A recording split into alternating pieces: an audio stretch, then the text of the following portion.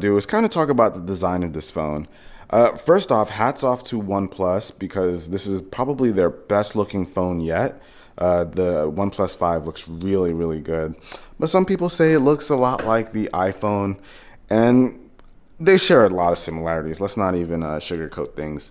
But I do think that it does give a different vibe than the iPhone. I don't know, it feels a lot sleeker. It's rounder on the edges than the iPhone is. The iPhone's a bit more square. Of course, it has the two camera stuff up there. They look similar, undeniable. But I don't know. I feel like OnePlus has their own take on the design, and it works. I like it. But I am a reviewer. They sent me a reviewer's package, so I got a couple more things to look at, like these cases. And I gotta say, OnePlus is pretty awesome in terms of like the cases that they provide. I really like the way these look and fit. This carbon fiber one right here, this is what I've been using on the OnePlus for a bit. I actually really like that. But I also like this one, which has like a grippy texture to it. Their phones used to have this kind of design. I forget what it's called, but it makes the phone really, really easy to hold in the hand. You'd never really have to worry about slipping. And over here we have the OnePlus backpack. I don't know if they're trying to butter me up or something, sending me a backpack. You guys know I have a weakness for that, but I'm just joking. They sent the backpacks to a bunch of other reviewers as well. But this is cool that they really are getting into like the accessory game, stuff outside of just the phones. So this backpack is better than what they sent me last year. I could actually see myself using this. But guys, check out the current state of the living room-ish area of the studio. It is an absolute mess. So I've got to clean this up. It was far worse, but I did some cleaning the other day. This is kind of what it looks like right now. I got to make this into a setup. That one's pretty fine the way it is. I got to clean up some of those things around the corner though. But for the most part, we're going to be changing this into a full-blown area for shooting. Still needs a lot of work though. But yeah, it's getting kind of crazy. Now, one thing I love about the OnePlus, and I'm sure we all do, is the fact that it's running pretty much stock Android with the ability to customize a few things. And what that pretty much translates into is a super buttery smooth experience. So you can just jump into apps with no problem. It's super quick. And those customization settings are nice too. So as you see here, when you jump into the settings, it actually has its own little section here for customization. So you can change the little alert slider, your buttons, your on-screen buttons or physical buttons down there, gestures, status bar. So those are the nice little bonuses that you get for having a OnePlus. It's kind of like having a Nexus device with the ability to fine-tune it to the way you want it. All right, guys, so it doesn't get any realer than this. I actually forgot to charge my phone last night. I noticed a few minutes ago it was at 52%, which is way lower than it should be at this time. So I went ahead and went into the settings and saw that it's been off the charger for more than a day. So that's what we're dealing with right now, which I'm sure happens to a lot of people in the real world. So I'm gonna use this sucker till it's dead and gone.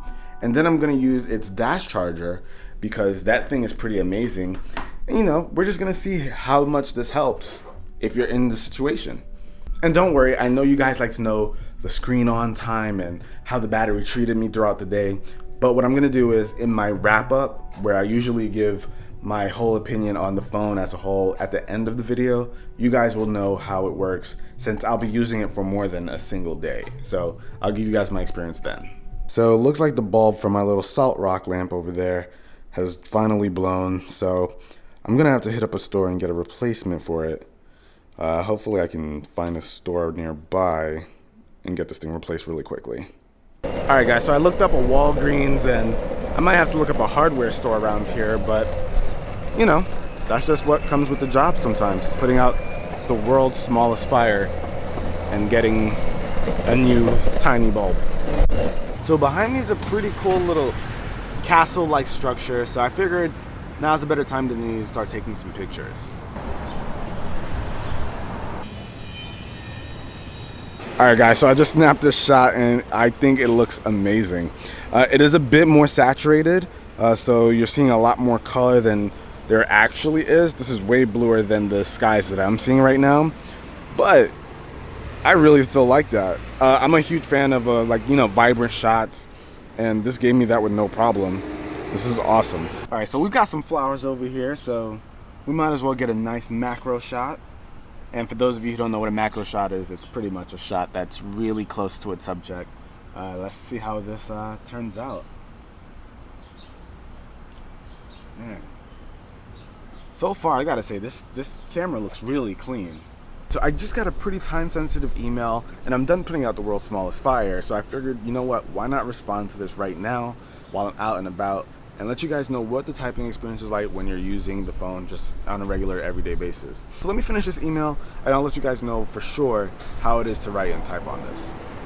But yeah, guys, in terms of typing on this thing, not a problem. This thing is actually really comfortable in the hand, very easy to hold, and actually, I think if I even went one-handed, this is not an issue at all either.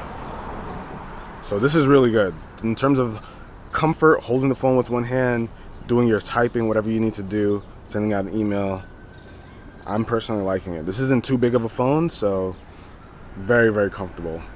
All right, guys, so I'm having some lunch.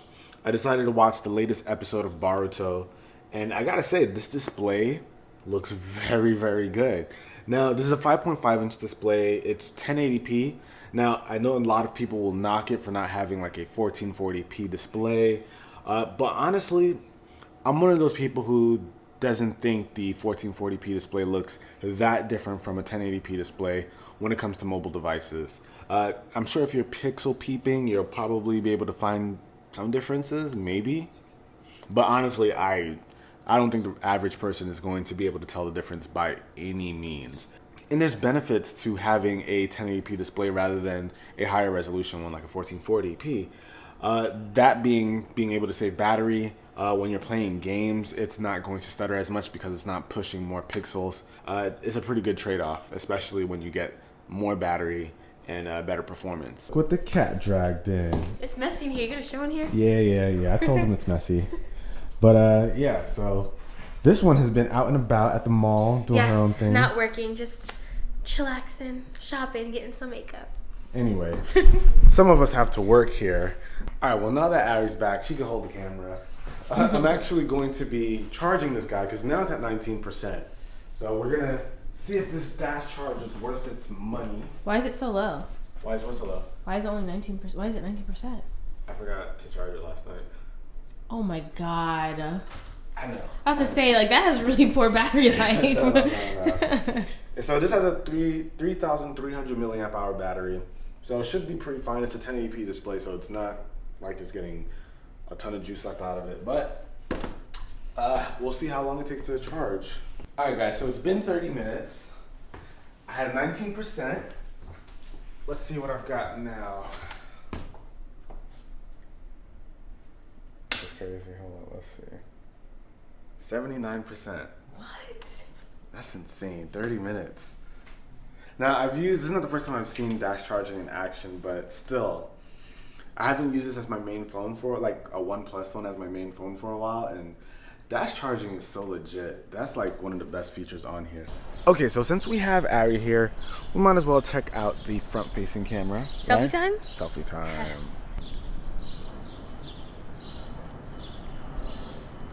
Alright, let's see.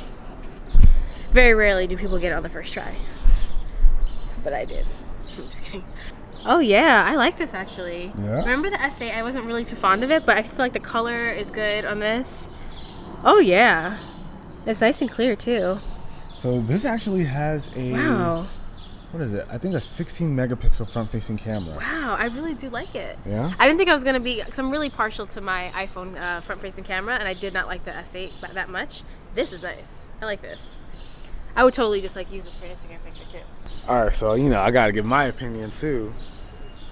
This is actually really good. Whoa. This is like legit. It really is. Come here, let me get one with you. All right, so let's see. So when you zoom in, you can see like a little artifact thing, stuff like that, but like on its own, just looking at it like this, it looks really, really good. All right, guys, so while I have her here, I might as well try out the rear camera. For those of you who don't know, we've got dual cameras, a 16 megapixel wide angle lens, and a 20 megapixel telephoto lens. So we'll try those out, see if we can make that look okay. You cute or whatever. That looks really good, actually. Now, there's also a portrait mode, kind of like the one Apple has. So we're gonna give that one a shot too. You ready for this, babe? Yes. Oh, this is a very, very soft photo. Let's give it one more shot. Oh, that one came out much better. What are your thoughts? I like it. I really like the camera. Yeah? Yeah, I really do. Front-facing camera's A1, and the rear camera is really good too. So, good stuff. OnePlus 5. 5 stars. OnePlus 5. The OnePlus 5 gets 5 stars. Good job, 6. Now, you guys got to see a pretty real day with me and the phone, and of course I spent some more time with it after that before I got to this part of the video so I could give you guys my final thoughts. Overall, the OnePlus 5 did not disappoint. I was pretty happy with both of the cameras. If you couldn't tell, me and Ari were both really pleased with the front-facing camera, and the rear-facing camera I was able to get some really, really awesome shots. I did find that new portrait mode feature to be a bit on the soft side, but it still got the overall job done. Now, where I do wish things were a bit different is that instead of a telephoto lens, I do wish we got a really wide-angle lens. I find those to be a bit more useful if you want to get more into the shot, since, you know, you can always do digital zoom to get a closer shot if you want. But honestly, that's the only thing I'd really change. And I personally really like the display. It's not gonna get a ton of credit because it's 1080p in a world of 1440p displays, but I actually think it does really well. There's honestly not that much difference between this and the 3T's display, besides a reading mode and a wider color gamut, but after coming from the S8 and still being able to enjoy this display, that says a lot.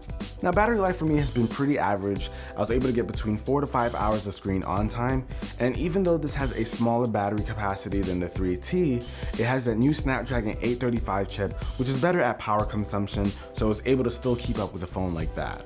However, when you're rocking a 1080p display instead of some of the higher spec displays, you kind of want battery life to be a bit better than average because you're making that sacrifice. But honestly, battery life becomes way less of a concern when you've got stuff like dash charging. The most confusing thing for me is justifying that price hike. OnePlus phones have been considered flagship killers for a while now because they give you some of the coveted features from higher end phones at a lower price point, but the OnePlus 5 doesn't quite do that. Other than the new cameras, everything else like the battery, display, even the performance are pretty much in line with what we've seen in previous models. And it kind of sucks to see that it's missing